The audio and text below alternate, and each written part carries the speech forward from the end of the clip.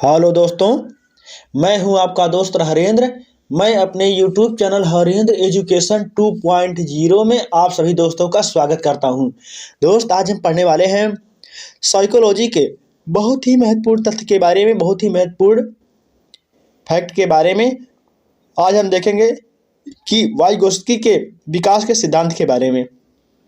दोस्त, यह video UP TET, C TET, super TET, KVS इसके साथ अदर एग्जाम की तैयारी करने वाले दोस्त भी इस वीडियो को देख सकते हैं। दोस्त, मैं वे फैक्ट को आपके साथ शेयर करता हूं जिन फैक्ट को मैं पढ़कर यूपी टेट, सी टेट को 4 से 5 बार तक क्लियर कर पाया हूं और यह वीडियो आप लोगों के लिए बहुत ही महत्वपूर्ण सिद्ध होगा। चलिए दोस्त, वीडियो को देख लेते हैं हम वाइगोत्स्की सिद्धांत के बारे में। वाइगोत्स्की के विकास का सिद्धांत, वाइगोत्स्की डेवलपमेंट थियरी। वाइगोत्स्की के सिद्धांत के अनुसार बच्चों के संज्ञानात्मक विकास में सामाजिक कारक, सोशल फैक्टर एवं भाषा, लैंग्वेज का महत्वपूर्ण स्थान होता है। अर्थात बालक जो सामाजिक कारकों होते हैं उनके साथ साथ भाषा का भी महत्वपूर्ण रोल अदा करता है और इसलिए वाइगोत्स्की के संज्ञानात्मक विकास के सिद्धांत को सामाजिक सांस्कृतिक सिद्धांत भी कहा जाता है। अर्थात बालक भाषा के विकास के साथ साथ उसका सामाजिक सांस्कृतिक विकास भी अच्छा होना चाहिए और इसे ही हम संज्ञानात्मक विकास के सिद्धांत को हम सामाजिक सांस्कृतिक सिद्धांत भी कहते हैं। और वाइगोत्स्की के अनुसार वास्तव में संज्ञानात्मक विकास एक अंतर्वैयक्तिक सामाजिक परिस्थिति में संपन्न होता है जिसमें बच्चों को अपने वास्तविक विकास के स्तर, अर्थात जहां वे बिना किसी की मदद की से कोई अपना कार्य आसानी से कर जाते हैं और इसके अलग तथा उनके संभाव्य विकास के स्तर जहां वे बिना किसी सार्थक एवं महत्वपूर्ण व्यक्तियों की सहायता से प्राप्त करने में सक्षम होते हैं।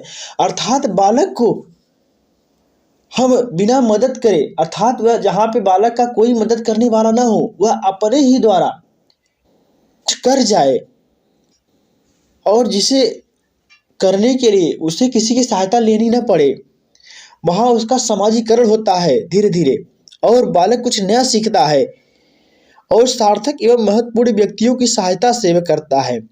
यदि तो वह और ही अच्छा होता है। माना जाता है कि यदि कोशिश की जाती है कि इन दोनों के बीच का अंतर को समीपस्थ विकास का क्षेत्र कहा जाता है। अर्थात यदि बालक किसी की सहायता से सीखे, यदि स्वयं सीखे, इन दोनों के बीच जो अंतर होता है उसे हम क्या कहते हैं?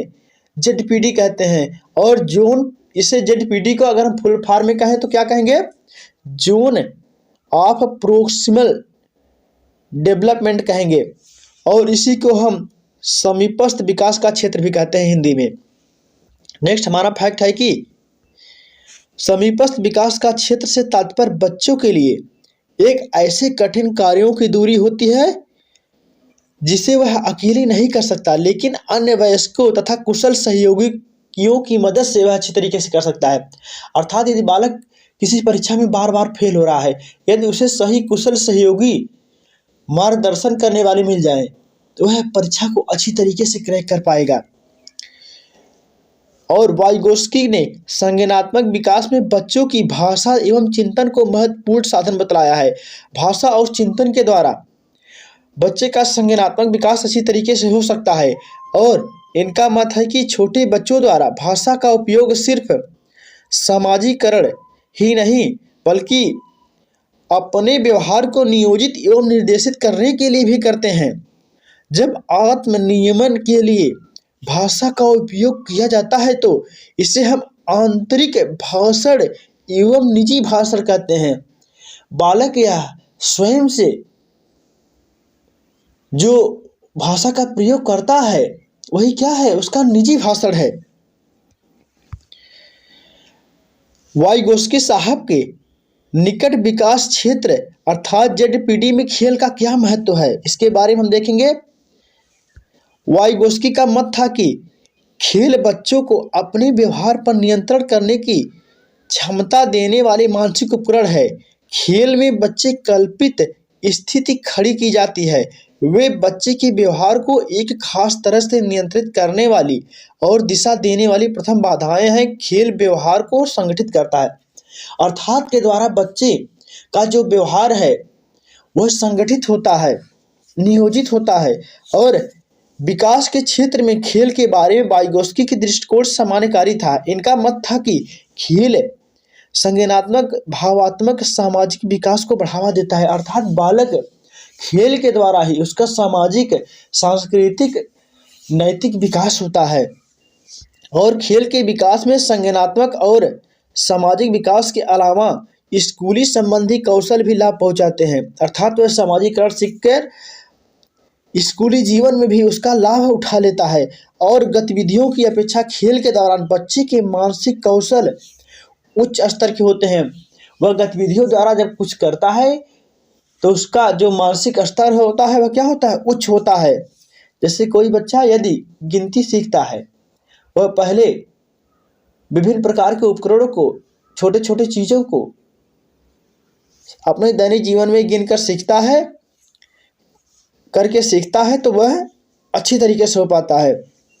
खेल के विकास को 3 प्रकार से प्रभावित करता है। खेल के कार्यों में वस्तुओं को विचार से अलग करने का काम करता है और खेल आत्मनियंत्रण के विकास में महत्वपूर्ण सहायता करता है। खेल बच्चों के लिए निकट विकास क्षेत्र का निर्माण भी करता है। निकट विकास क्षेत्र जेडपीटी के निर्माण में खेल का महत्व। तो वाइगोस्की का मत था कि खेल बच्चों के लिए निकट विकास का क्षेत्र निर्माण के लिए बहुत ही महत्वपूर्ण है और उसके लिए महत्वपूर्ण तथ्य निम्नलिखित हैं। वाइगोस्की के अनुसार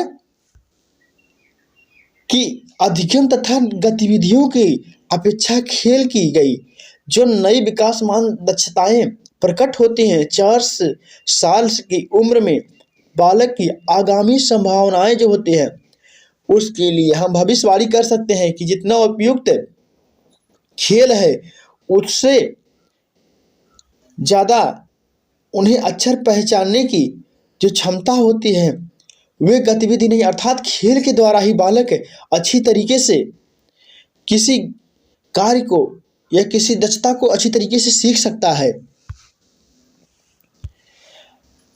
खेल के विकास की जो सारी प्रवृत्ति सारभूत होती है, इसमें बालक अपने स्तर से ऊंचे को जो स्तर है उसमें छलांग लगाने में तत्पर होता है और खेल के लिए बालक जिस मानसिक प्रक्रिया में संलग्न होता है वह निकट विकास क्षेत्र की रचना करती है और बच्चे की निकट विकास क्षेत्र में उच्च स्तर पर काम कर सकते हैं और कल्पित स्थितियों को प्राप्त करने में वे सहायक सिद्ध हो सकते हैं। तो दोस्त, खेल के द्वारा ही बालक का सामाजिक, सांस्कृतिक, नैतिक विकास होता है।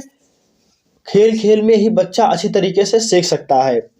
दोस्त, यह मेरा वीडियो कैसा लगा आप लोग कमेंट करके जरूर बताइएगा और जो मेरे दोस्त चैनल पर नए आए हैं वह चैनल को सब्सक्राइब कर लेंगे। दोस्त, आज की वीडियो में इतना ही, मिलते हैं नेक्स्ट वीडियो में, तब तक के लिए जय हिंद।